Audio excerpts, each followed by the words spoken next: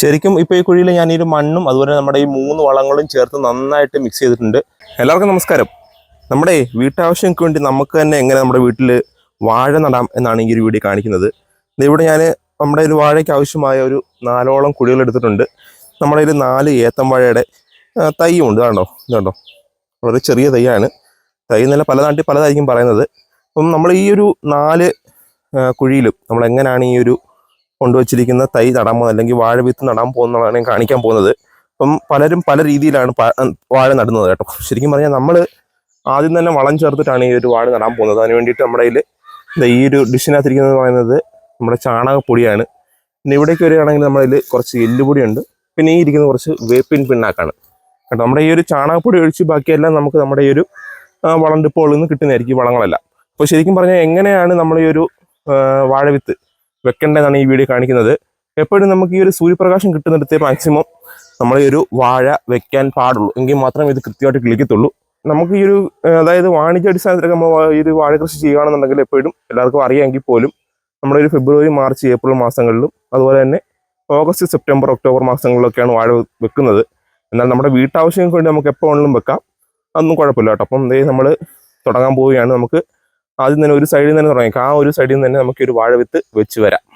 അപ്പോൾ ഈ ഒരു കുഴിയിലാണ് നമ്മൾ ആദ്യമായിട്ട് ഈ ഒരു വാഴ വെക്കാൻ പോകുന്നത്. ശരിക്കും സൂര്യപ്രകാശം കണ്ടോ, നമുക്ക് ആ ഒരു കുഴിയിലേക്ക് തന്നെ അടിക്കുന്ന ഒരു പരുവത്തിലേക്ക് എത്തിയിട്ടുണ്ട്. അപ്പോൾ ഈ ഒരു 5 ദിവസം മുമ്പ് ഞാൻ ഇതിനകത്ത് കുമ്മായം ചേർത്ത് ഈ ഒരു മണ്ണിൻ്റെ അമ്ലത്വമൊക്കെ കറക്റ്റാക്കിയതാണ്.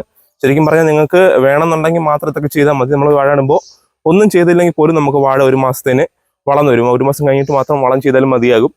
ഇപ്പം നമ്മൾ ഇതിൻ്റെ ഒരു മണ്ണിൻ്റെ അമ്ലത്വമൊക്കെ കറക്റ്റാക്കാൻ വേണ്ടിയിട്ടാണ് നമ്മളിപ്പോൾ ഒരു 5 ദിവസം മുമ്പ് കുമ്മായൊക്കെ ഇട്ടിരിക്കുന്നത്. അപ്പോൾ നമ്മുടെ വാഴ വിത്ത് ഇവിടെ ഇരിപ്പുണ്ട്. ഈ ഒരു വാഴ വിത്താണ് നമ്മളിനകത്തേക്ക് വെക്കാൻ പോകുന്നത്.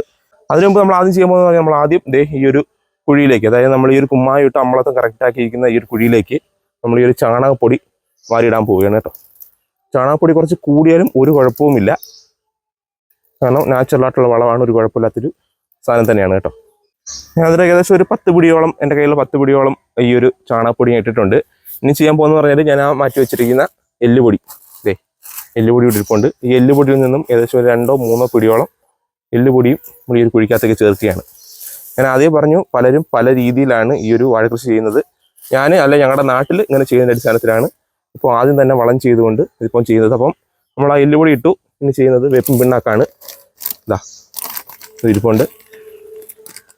അതും ഏകദേശം ഒരു 2 പിടിയോളം നമ്മൾ ഈ ഒരു കുഴിയിലേക്ക് മാറ്റുന്നുണ്ട്. ഇപ്പോൾ നമ്മുടെ ഈ ഒരു കുഴിയിലേക്ക് 3 വളവും വീണിട്ടുണ്ട്. അതായത് ചാണകപ്പൊടി, എല്ലുംപൊടി, അതുപോലെ തന്നെ പിന്നെ ഈ പറയുന്ന നമ്മുടെ വേപ്പിൻ പിണ്ണാക്ക്. അപ്പോൾ ഇനി ഈ കുഴി വീണ ഒരു 3 വളം കൂടെ നമുക്കൊന്ന് മണ്ണുമായിട്ടൊന്ന് കൂട്ടി നല്ലപോലെ ഇളക്കണം.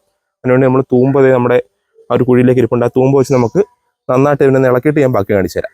ശരിക്കും ഇപ്പോൾ ഈ കുഴിയിൽ ഞാൻ ഈ മണ്ണും അതുപോലെ നമ്മുടെ ഈ 3 വളങ്ങളും ചേർത്ത് നന്നായിട്ട് മിക്സ് ചെയ്തിട്ടുണ്ട്. വീഡിയോ എടുക്കാൻ മറ്റൊരാളില്ലാത്തതുകൊണ്ടാണ് കേട്ടോ ഞാൻ ആ മിക്സ് ചെയ്ത് എങ്ങനെയാണ് കാണിക്കാഞ്ഞത്. മറ്റൊന്നുമില്ല, നമ്മുടെ ഈ ഒരു തൂമ്പ എടുക്കുക, നമ്മുടെ ഈ ഒരു മണ്ണിനകത്തിട്ട് അതിന് നന്നായിട്ടൊന്ന് കിളച്ചാൽ മാത്രം മതി. ഇപ്പം ഈ ഒരു പരുവത്തിലാണ് നമ്മൾ ഇതിരിക്കുന്നത്. ഇനി ചെയ്യുന്നത് നമ്മുടെ ഈ ഒരു വാഴവിത്ത് എപ്പോഴും കിഴക്ക് ദർശനമായിട്ട് വെക്കാൻ ശ്രമിക്കണം കേട്ടോ, എങ്കിൽ മാത്രമേ അതിനൊരു വിശ്വാസമാണ്. അതായത് നമ്മുടെ ഈ വെയിൽ വരുന്ന ഭാഗത്തേക്കാണ് വെക്കാൻ ശ്രമിക്കേണ്ടത്. അപ്പം നമ്മളും ആ ഒരു കിഴക്ക് ദിക്കിലേക്ക് നമ്മൾ വെക്കുകയാണ്. വെച്ചിട്ടുണ്ട്. ഇനി പിന്നെ മൊത്തത്തിലൊന്ന് ചുറ്റിനും ഈ മണ്ണും വളവും കൂടെ ചേർത്ത് നമുക്കൊന്ന് ഉറപ്പിക്കാം. അന്നേരം നമ്മുടെ ഒരു വാഴവിത്തിൻ്റെ ഒരു മുകൾ ഭാഗം മാത്രമേ നമുക്ക് ഇവിടെ കാണാൻ കഴിയത്തുള്ളൂ. ബാക്കിയെല്ലാം ഞാൻ മണ്ണിടിയിലാക്കിയിട്ട് ചവിട്ടി ഉറപ്പിച്ചിട്ടുണ്ട് കേട്ടോ. ഇനി ഇതുപോലെ തന്നെ നമുക്ക് ഈ ഒരു 3 കുഴിയിലേക്ക് നടണം. അതുപോലെ ഈ കുഴി എടുക്കുന്നത് പറഞ്ഞാൽ നമുക്ക് 2x2x2 എന്നുള്ള അളവിനാണ് നമുക്ക് എടുക്കേണ്ടത്. കാരണം 2 അടി വീതി, 2 അടി നീളം, 2 അടി താഴ്ച എന്ന രീതിയിലാണ് നമുക്കൊരു ഏത്തവാഴ വെക്കുമ്പോൾ തീർച്ചയായിട്ടും ഈ ഒരു കുഴി എടുക്കേണ്ടത്. അപ്പോൾ ഈ ഒരു 3 വാഴവിത്ത് വെച്ചതിന് ശേഷം നമുക്ക് കാണാം. ഞാൻ പറഞ്ഞതിൻ്റെ തൊട്ട് നമ്മൾ ആ ഒരു 4 കുഴിയിലേക്ക് നമ്മുടെ ആ ഒരു വാഴവിത്ത് വെച്ച് കഴിഞ്ഞു. ഇപ്പം ഏകദേശം നമ്മുടെ ഒരു 95% പണി കഴിഞ്ഞു കേട്ടോ. ഇനി ചെയ്യേണ്ടതെന്ന് പറഞ്ഞാൽ ഇതുപോലുള്ള ചൂടലിനുള്ള ഇലകൾ വേണം. വാടിക്കരിഞ്ഞ ഇലകളുണ്ടെങ്കിൽ ഏറ്റവും നല്ലതായിരിക്കും. അപ്പം ഇത് നമ്മുടെ ഈ ഒരു വാഴവിത്തിന് മുകളിലേക്ക് നമുക്ക് വെക്കുക എന്നുള്ളതാണ്. കാരണം അതിനകത്തേക്ക് ഡയറക്റ്റ് സൺലൈറ്റ് ഏറ്റിട്ട് ആ ഒരു വിത്തിനൊന്നും പറ്റാതിരിക്കാൻ വേണ്ടിയിട്ടാണ്. അപ്പോൾ ഇതുപോലെ നമ്മൾ അതിന് മുകളിലേക്ക് നല്ല ഒരു രീതിയിലേക്ക് അതൊരു ചൂടൽ കൊടുക്കണം. അപ്പോൾ ഇത്രയൊക്കെ ഉള്ളൂ. നിങ്ങൾക്ക് നിസ്സാരമായിട്ട് നിങ്ങളുടെ വീട്ടിൽ വാഴ നടാൻ ഇവിടെ വാഴ നടുന്നാണ് എൻ്റെ ചേട്ടൻ്റെ കുഞ്ഞ് വന്ന് നിൽപ്പുണ്ട്. അപ്പോൾ അത്രയൊക്കെ ഉള്ളൂ കേട്ടോ. അപ്പോൾ നമ്മൾ മുകളിൽ നിന്ന് ഒന്നുകൂടെ കാണിക്കുകയാണ്. നമ്മൾ ആ ഒരു 4 വാഴവത്തിന് മുകളിലേക്കും നമ്മൾ ചൂടൽ കൊടുത്തിട്ടുണ്ട്.